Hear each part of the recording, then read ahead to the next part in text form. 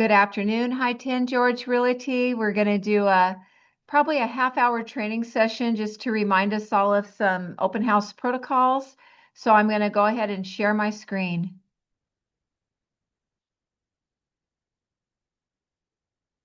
Okay.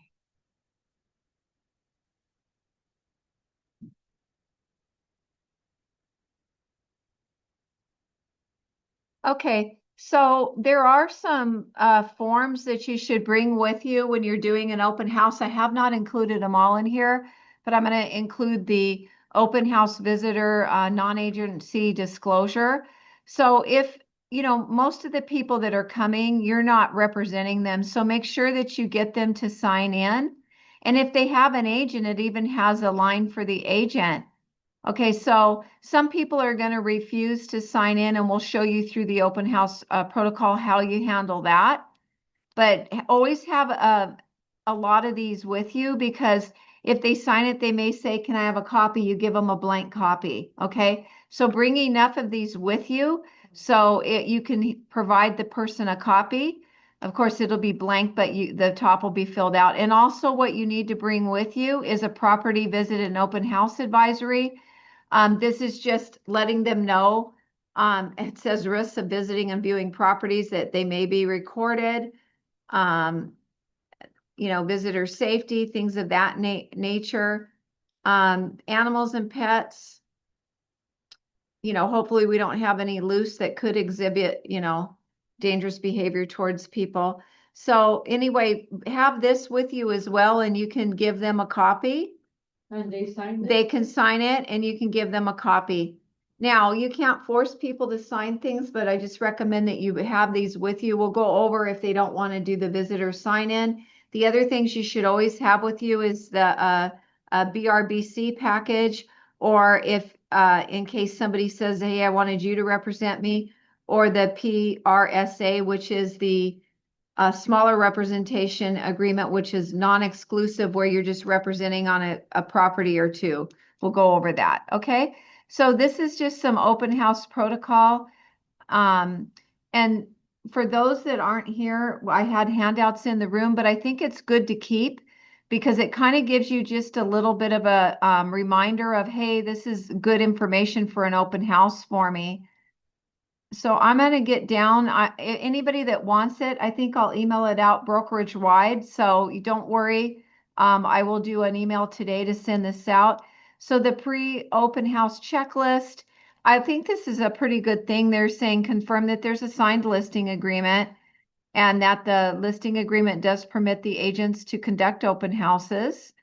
And you must be with the same brokerage. We do not have outside brokers doing our open houses for a variety of reasons, but one thing is you would need explicit permission from not only the seller, but the broker, and also because of insurance and our E&O policies. So our E&O covers our agents. So please don't have outside brokers doing your open houses. Okay? Okay. So MLS and advertising, make sure that you give us the information that you want. If you're the listing agent, you want it on the MLS and it goes public, and then everybody can see that the open house is occurring on the date and time that you specify. And when you are doing any advertising, including social media, make sure that you're including the brokerage name and its DRE license, along as your name, of course, and DRE license. So always include those on everything. Okay. So this is kind of, I think, too much. Whoever wrote this, it's a great form, but I would not bring all of these forms to an open house. Okay. But we'll go over them. So they're suggesting the TDS available for review. I would not recommend that, or the NHD report, but you are going to have the agency. You're going to have the open house visitor non-agency disclosure and sign in. You can have the PRBS if you want. I normally would not bring that. I don't bring statewide. If you are selling in an HOA and you happen to have the CC&Rs available, it probably wouldn't hurt to have them in case somebody asks you a question, you don't hand it to them, but you could look it up.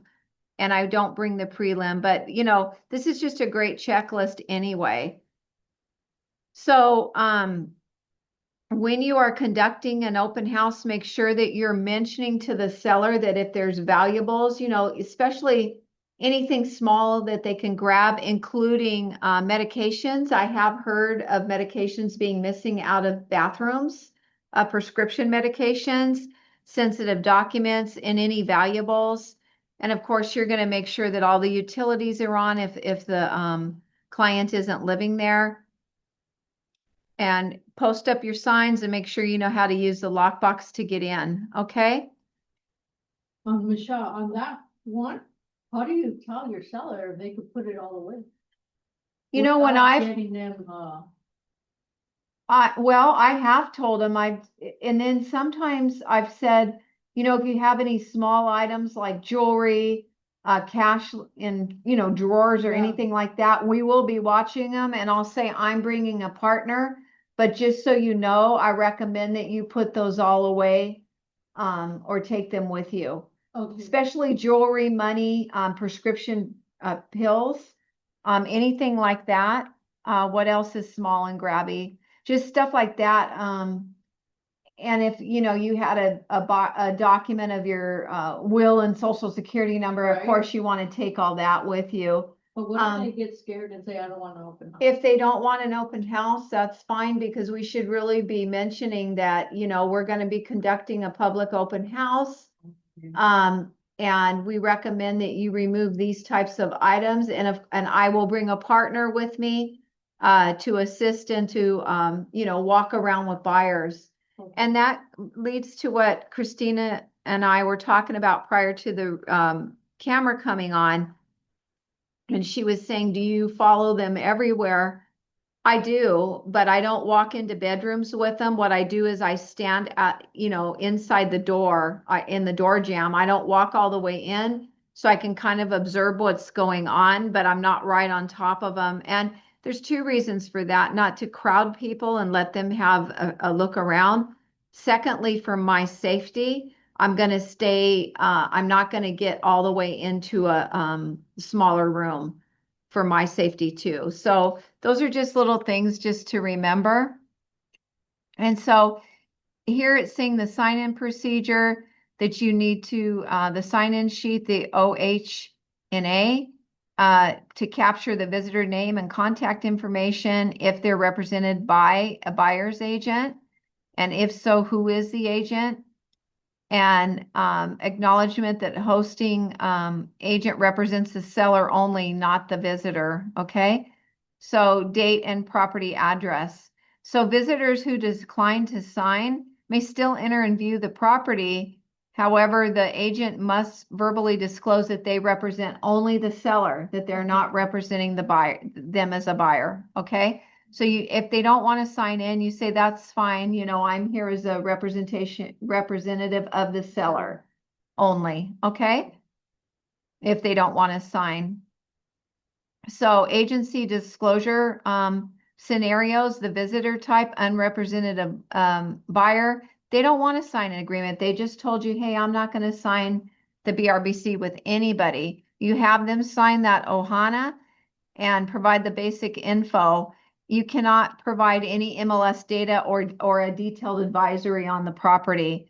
An unrepresented buyer who wants some limited representation of a single property, they've given you the CAR form here that you would pull up and bring with you and have them sign that, okay?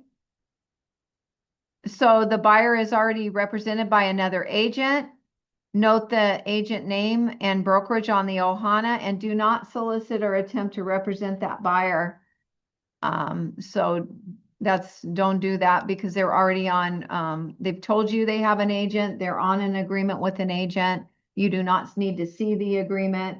They've told you that, so just log it into your sheet and have them sign in. Okay, what if they start asking you questions? So if they start asking you very detailed questions, Right. The only thing that you can answer is what would be on the flyer: beds, bath, square footage, price, things. Yeah. You can't go into detail of terms and all that? Yeah, no, don't, because They you're don't? not representing them. Okay, so they would have to go to their agent. and Yeah, say, so I politely say, oh, those are great questions, but you need to discuss them with your agent, then your agent can give me a call. Okay, So that's how I sidestep that, but Okay. I'm always smiling and I say it just like that. That's a great question and you should pose that to your agent and your agent can give me a call. Do you need my business card to give to your agent?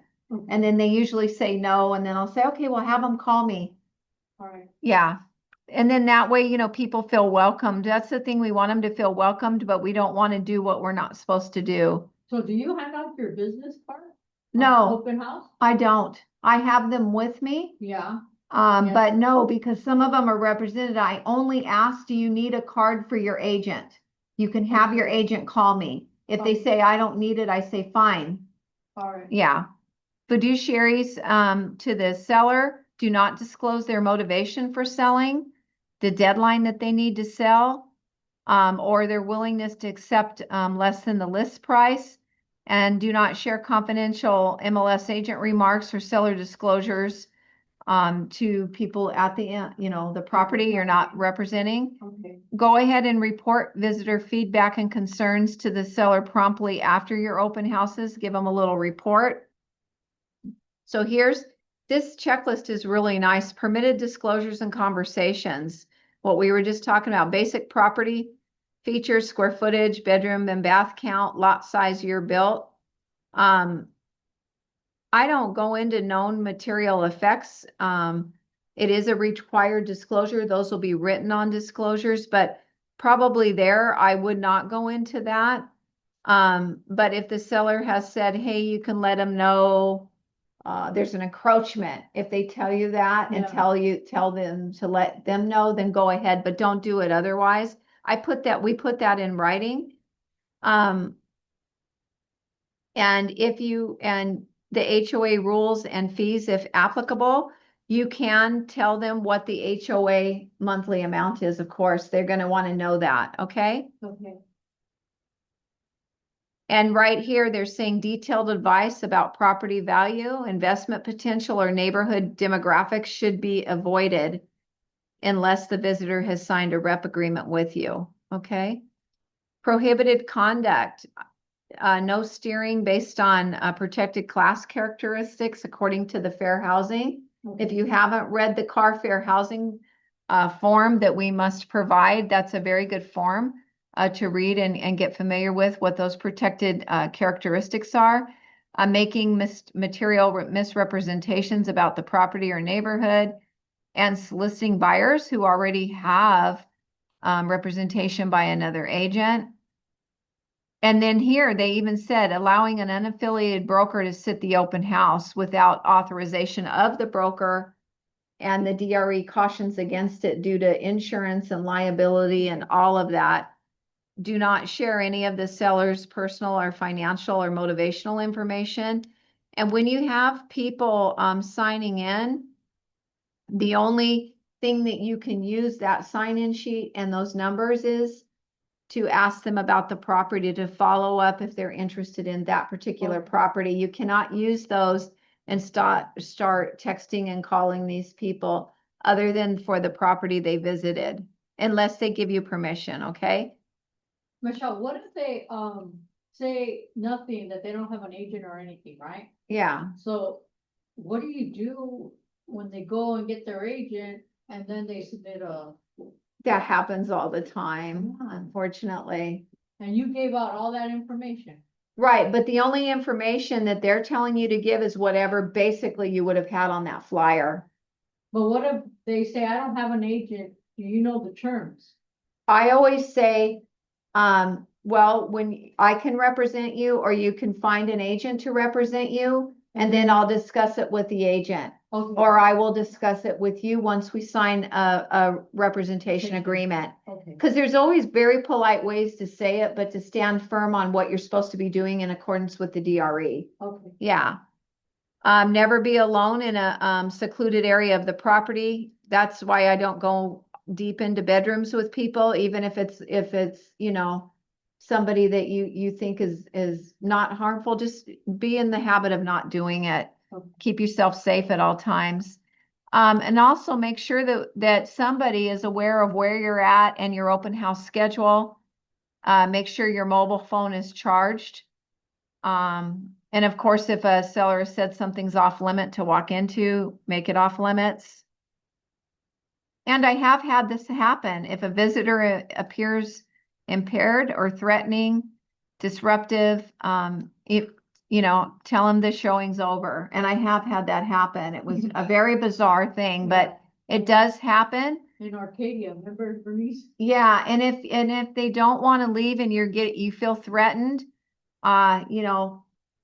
take care of yourself, call for protection, call 911. That's what they're there for. If you feel threatened, make sure that you're taking care of yourself. Documentation and record keeping, complete that OHANA or equivalent, copies of any limited representation or agency disclosure forms that you had executed at that event for yourself, and record all verbal agency disclosures made to visitors who declined. You could say, Sally came in, declined to sign. You could write it on the back of the OHANA. Yeah. And I let her know I only represent the seller. So you write it right on the back of one of those sheets. Yeah, so then you just have everything on one sheet. Well, those might take several sheets if you have more than 5 or 6 visitors, but still write it on the back. In the back?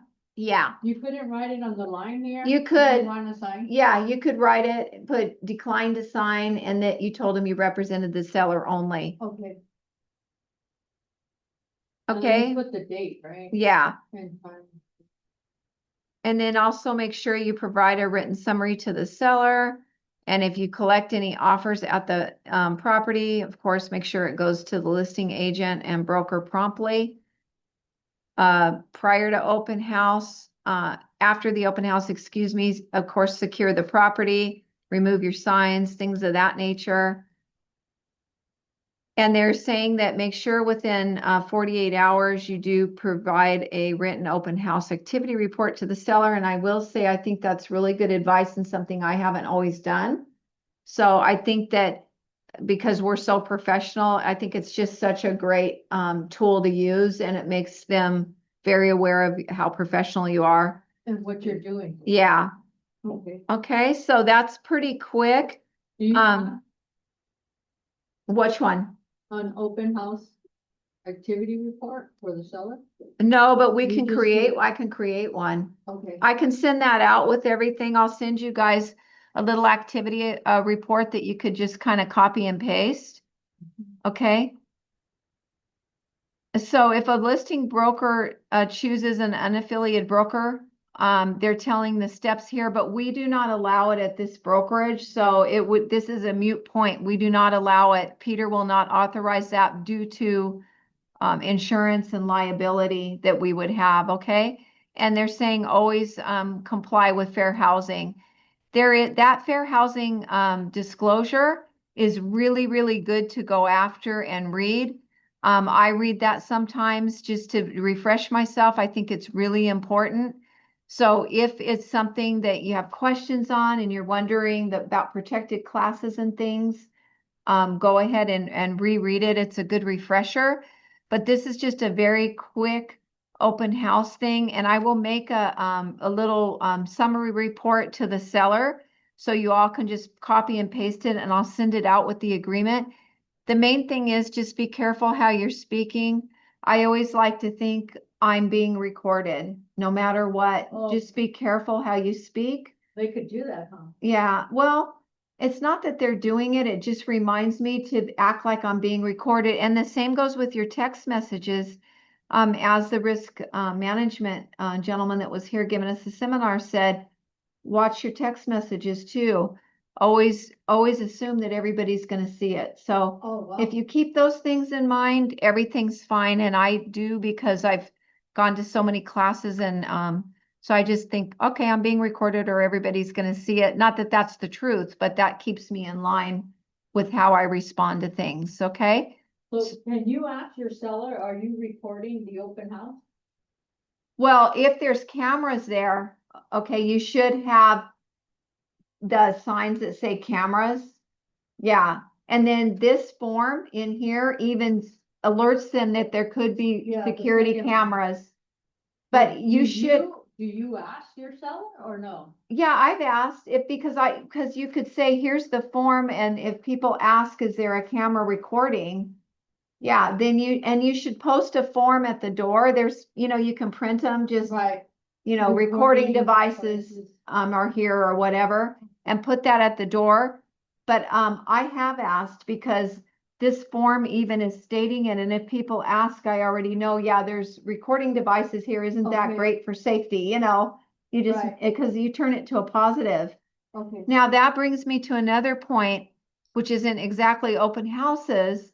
I've had this happen, but if you see cameras out, around the perimeters of the property, Yeah, yes. when you're selling or you're listing, make sure you understand if those are operational. I sold a house, cameraed up, and she said, no, it's not operational anymore. I don't care about it. So make sure that if you see cameras, especially when you're listing, that if they're operational or not, because that would be a bummer if if you didn't note that they weren't operational. Same thing when you see an alarm panel, ask them, is this operational? What alarm company are you using? And make sure that you know whether that panel can still be used or not. Those are just two things that I've ran into. So you always, just to protect yourself and the seller, if you notice those things, make sure if they're not operational, you're putting that in your ABID, and then the seller will also put it in their disclosures. What about solar panels? Solar panels, even though it should be pretty clear if that they're on the roof, yeah, you got to make sure that they're operational too. Operational. And then you need the contract right away. Okay. The contract right away when you're listing, because those contracts are a bear. What if they say the company's gone out? I mean, it's out of business. Then you need to put that down on your disclosures. So Panels remain, but the company's out of business. I don't know what happens after that. If there's collection of, energy, I don't know. Yeah. But you have to disclose all that kind of stuff. Okay. Yeah, because and especially the contracts can be very tricky. We're not going to interpret them, but we need to provide it to the buyer right away. So are there any other questions before we sign off? Okay, it's pretty quiet. So what I'm going to do is I'm going to e-blast this to you along with a simple seller Can you please report. send me those copies? Thank you, Michelle. Yeah, I'm going to send it brokerage wide, Diana, and then I'll put a little seller report on that you can just copy and paste when you have an open house.